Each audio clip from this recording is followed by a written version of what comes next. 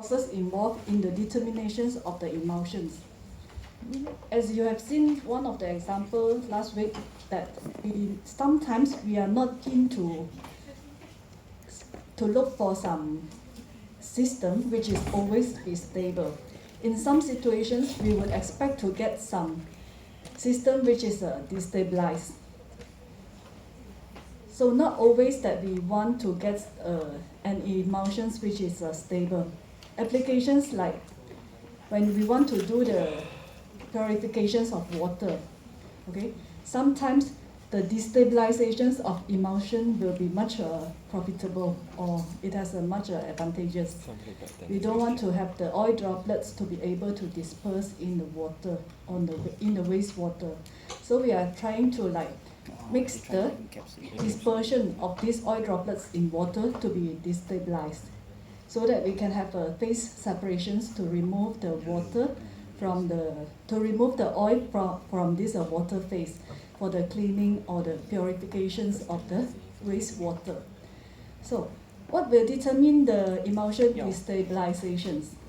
You have seen these equations before, okay? So the formations of the emulsions is closely related to the Gibbs free energy. And with this energy, it will tell us that the system that will be formed is stable or not stable. Usually, if you have the delta G with negative value, then it will give you a stable system for that conditions. However, for the emulsions, the delta G value is usually a positive value. Why the delta G for emulsion system is positive? It is one of the reasons is due to the change of the surface area. Okay? If you consider the system before the emulsion form, it is like a very large droplets compared to the after emulsion form.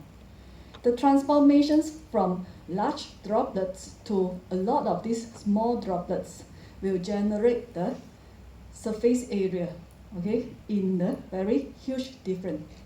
Therefore, the delta A, okay, is a very large number after the oil appear in the small droplets in the emulsion.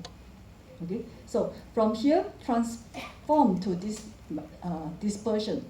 We have a lot of small droplets, although we have the same volume. Okay, the presence of these small droplets will contribute to the surface area, okay, per unit volume, which is very high compared to in this system. Therefore, the change of the surface area is a very large value. A very large value minus out a small value here, it will result in a positive value of delta G. Therefore, the formations of emulsions is not favorable, okay, thermodynamically. So the system will try to reverse back to their initial state instead of remain stable. It remain as a small droplets dispersion. It will try to form the very large droplets or form the aggregations, which is known as the emulsion breakdown. The process of emulsion breakdown is much more stable thermodynamically. It is a reverse reactions for the emulsion formations. Therefore, the delta G value for the emulsion breakdown will be usually in a negative value. Okay. So what are the mechanisms that were involved in the process of emulsion destabilizations? In general, we can categorize it into 4 different types of the mechanism.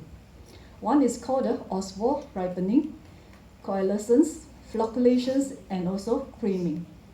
Okay.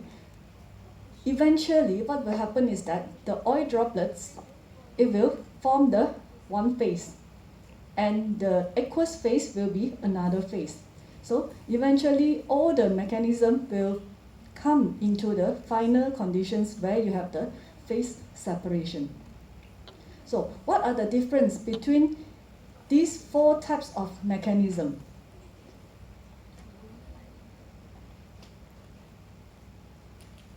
So the process of breakdown of this emulsion, it can be influenced in 2 ways. Sometimes even though they are not stable, okay, they went through the process of destabilizations. Among these four types of mechanism, some of them will allow the reversible process, meaning that they form the aggregates. If you apply the methods like to break down these large aggregates, you can use mechanical forces to redisperse the large droplets into the more smaller sized droplets in the continuous phase. Other than that, we can also introduce some emulsifier. Okay, we put in some surfactant in order to stabilize the system by reduce the value of this interfacial tension. Okay, so that are the methods that can be used. Okay, the strategies which is applied to reverse the process of destabilizations. Okay, make the system to become stable again. So what is the Oswald ripening destabilizations about? It is a phenomenon which is describe the evolutions of these inhomogeneous droplets over time. It means that if you have a system which is polydispersed, meaning that if the emulsion, okay, it consists of the droplets which are varying very much in the size, then some will have a very large droplets, some are very small droplets. The distributions of the size is very wide. It will cause the Oswald ripening to occur. So what is Oswald ripening? Oswald ripening is about the small particle or the small size oil droplets, okay? It will slowly dissolve in the medium. And those which has already been dissolved, it will be absorbed by the large droplets. So eventually in the emulsion system, if they have a lot of these small droplets mixed with some large droplets, the small droplets will slowly combine with the large droplets. That is the reason why if you have a polydispersed system, it will implicate that emulsion system is not going to be stable for a long period of time. Okay. So what will cause this process to occur? One is the stability of the small size droplets. Small size droplets will have a very high value of this interfacial tension. The surface energy is very large. So they are not able to maintain their individuality. Rather than they will just dissolve themselves in the medium. Okay. So one explanation of this is related to the diffusions of this monomer, okay, from smaller to large droplets. Due to their solubility of this single monomer molecule in the larger monomer droplets is much more preferable. Then what will determine the rate of this Oswald ripening or the destabilization process? It is related to the diffusion process. Okay. How fast is these small droplets can be diffused and also disintegrated in the aqueous or in the medium. Next is about the coalescence. Coalescence is another process which involves the combining or fusion between two droplets. This it will not consider whether the droplets is large or small. Okay. So this will occur when the droplets that comes very close together, it will cause the collisions to occur. Okay. So what will happen is that it will cause the thinning and also the disruptions of the liquid film between the two droplets as they are approaching very close to each other. So imagine that you have two droplets, and these two droplets, they are moving around in the medium through their thermal motion, okay, and also the Brownian motion, the thermal energy that it has for these Brownian motions. So as they are approaching, the distance or this gap, okay, will become closer and closer as they are approaching one to another. So these droplets will result in a reductions of this H value, the separations between the droplets. The liquid here, we call it as it is a film, okay? So for large H value, if they are very far apart, then the droplets will appear as a sphere.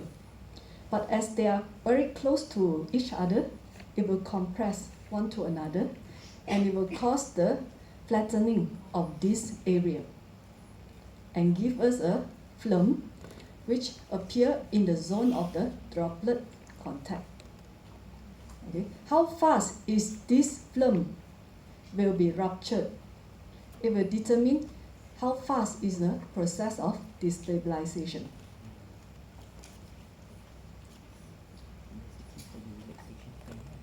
So once this is ruptured, these two droplets will be combined. Okay? Once their film is ruptured, broken down, then both of these droplets will be merged into one large droplet. Okay? So I just continue with this one. So droplet coalescence is an irreversible process, meaning that if you apply the force to stir the mixture, stir the emulsions, it will not redistribute the droplets into their initial system. Okay. The rate that determines this step depends on the drainage of the continuous liquid film. How fast is the liquid film between the two droplets being squeezed out? Okay. And also how fast will the film collapse or rupture due to the mechanical distortion. So the rate of the film drainage is these equations. You can use these equations to determine how fast is this film to the liquid in between this film to become much more, meaning that thinner. How fast they can get close to one another. Then it depends on the force between the droplets, the viscosity of the medium, and also the radius of each of these droplets.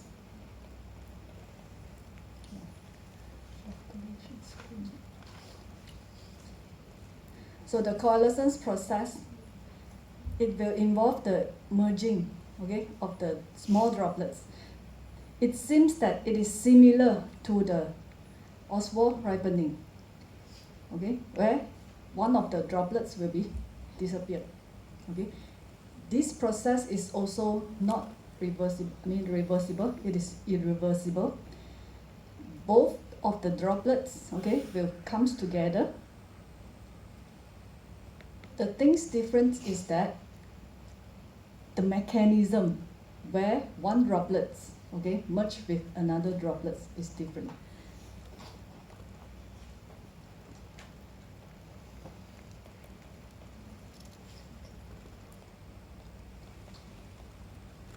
Then next will be the flocculations. Flocculations will involve the approaching of the two droplets, and these two droplets that will bind together to form the flocks. Okay? So these flocks will be redispersed in the medium. Okay? Meaning that after they bind one droplet to another droplet, they remain their individuality. Okay? Their identity remain after the combine with another droplets. So you can redisperse the droplets after stir the mixture. And here are some of the factors that will enhance the stability of the emulsions if it involves the flocculations. In fact, these factors given here is the factor similar to if you want to enhance the stability of an emulsion system, which is depends on the temperature. Okay, if you increase the temperature, it will decrease the stability of an emulsions. Okay, because you are adding the energy to the droplets, so they can move faster, and then they will cause the collisions to occur more frequent, then it will cause the merging of the droplets to went through the process, either coalescence or Oswald ripening. Okay. Viscosity. You can increase the viscosity. Okay, you can vary the viscosity of the emulsion system. Viscosity high will result in the difficulties for the droplets to travel from one place to another place. So if you have a very high viscosity system, then one droplet will have the difficulties to meet another droplets, much compared to if you prepare the emulsion in a very dilute medium. Okay? If it is very low viscosity, meaning that they have no frictions to approach each other, the drag force will become low. Then it is much easier for the droplets to come together. Therefore, we can use the viscosity factor to modify the stability of the emulsions. Next is the density difference. The density difference between the dispersed phase and continuous phase. If the density is very much different, then it will tend to cause the phase separations to occur. So usually, when they do the formulations, they will check the density for the dispersed phase and also the continuous phase. Try to let the get a mixture where will result in an almost similar range of the density between the continuous phase and also the dispersed phase. Okay. Next is that through the electrostatic field which is applied. So if you apply the electrostatic field, then you will increase the movement of the droplets, where it will cause the aggregations to occur. So not to expose your emulsions into an electrostatic field. Other than that, the presence of the salt is also playing the role in determining the stability of the emulsions. Okay, we will see this in much more general later on, the factors that will contribute to the stabilizations of the emulsions. So just now we have seen the coalescence, Oswald ripening, and then flocculations. Next is the creaming. Creaming is also one of the mechanisms which is indicate the system is not stable. So this process results from the external force, such as gravitational or centrifugal force. So if you have a very huge difference of the density between the two phases, usually they will separate according to this gravitational force. So when such force exceeds the thermal motions of the Brownian or Brownian motions between the droplets, then it will develop a concentration gradient. Okay? And this will be the forces that cause the separations of the emulsions. So usually a particle or droplets will went through the process of creaming, depends on its size, density, and also the density difference between the continuous and also the dispersed phase. So this creaming will occur. One of the way to quantify or to determine what is the rate of the creaming is through the Stokes law. Stokes law will relate the particle which is moved in a very viscous solutions or viscous phase. So you can determine how fast they move. If they can move very fast, it indicates that the system is not stable, because there has the chances to comes to one another much more frequent. Okay? So the velocity of the droplets which is traveling in a very viscous phase, it is how fast they will move. It depends on the density difference. Okay, so you have the rho 1 and rho 2 between the continuous phase and also the dispersed phase. It depends on the viscosity of the continuous phase.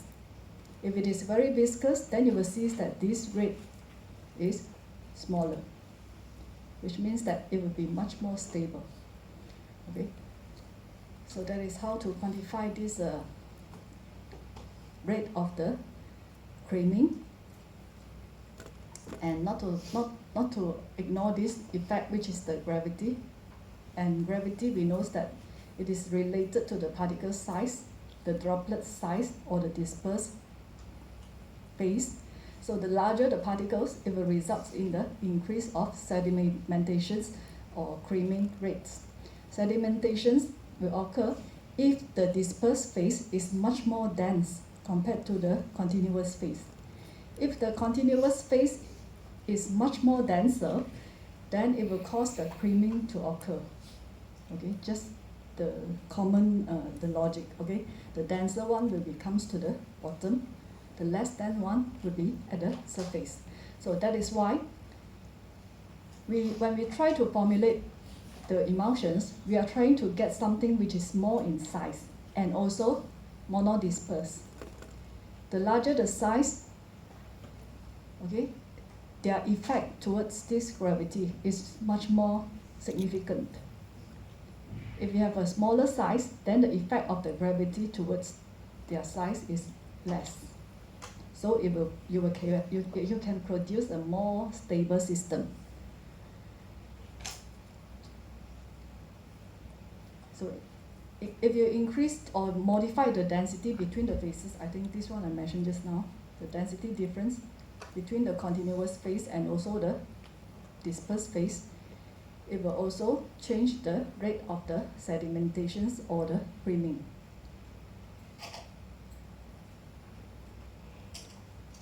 Sometimes we apply this optimal HLB, the required HLB, okay, that we can use as a guideline to prepare the emulsion.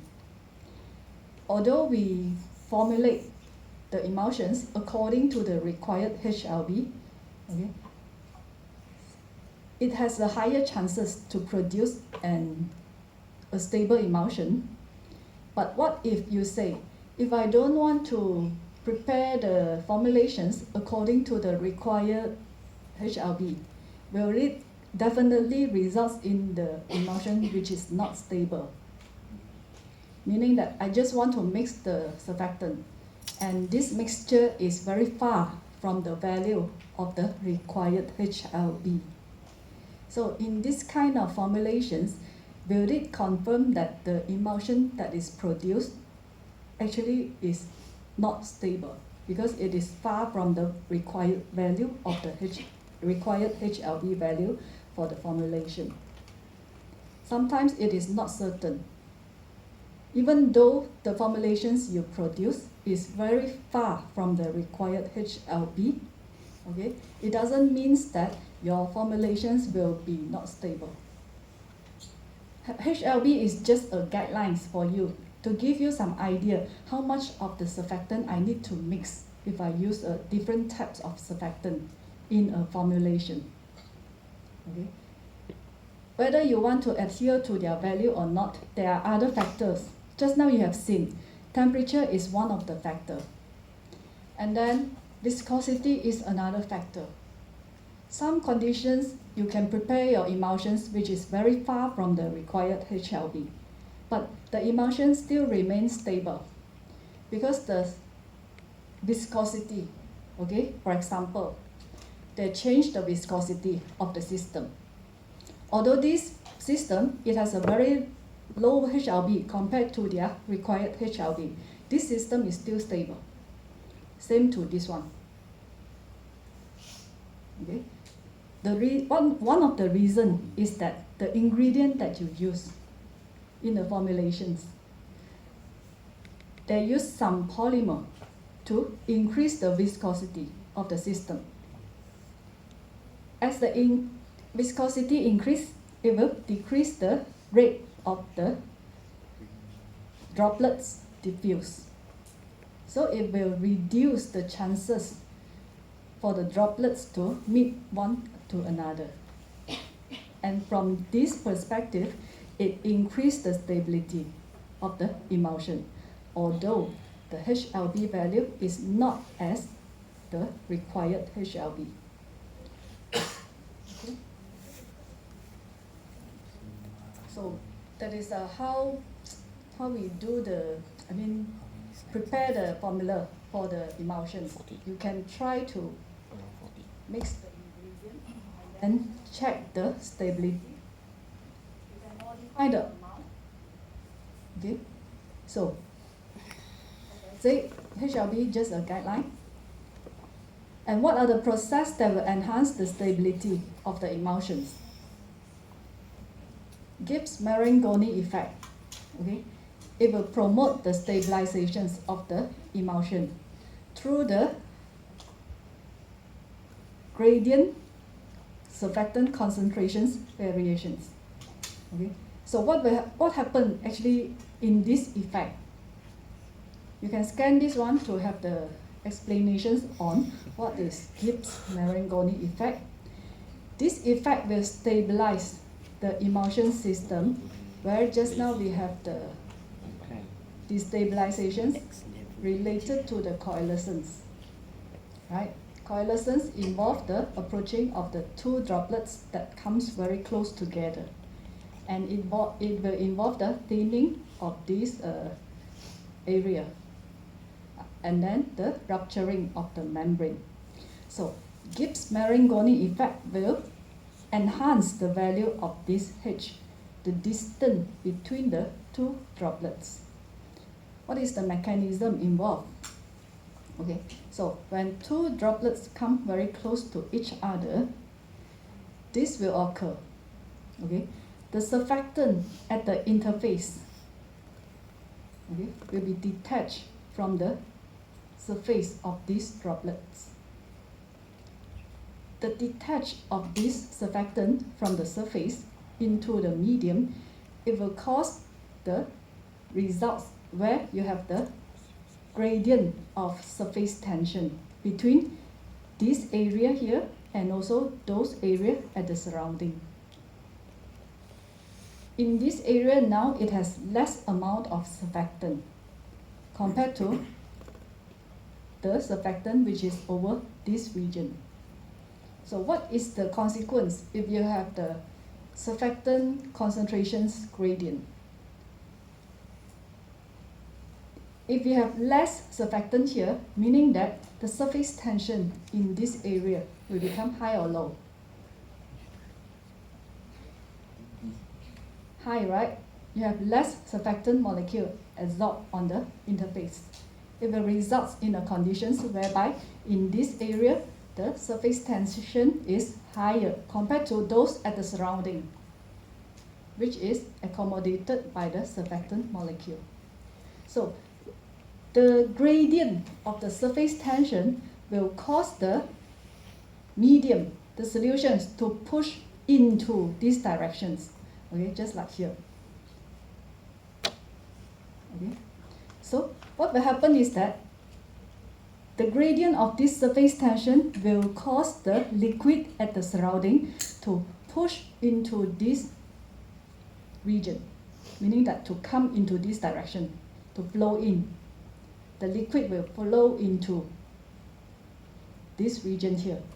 There is a force that attracts the liquid from the medium. What is the force? Basically, because the surface tension is high, okay, that's why. The force is come from the surface tension gradient. Okay, so this force will cause the liquid to come in. And what happens if you have the liquid to flow in this region here? It will cause the gap between the two droplets become larger and larger.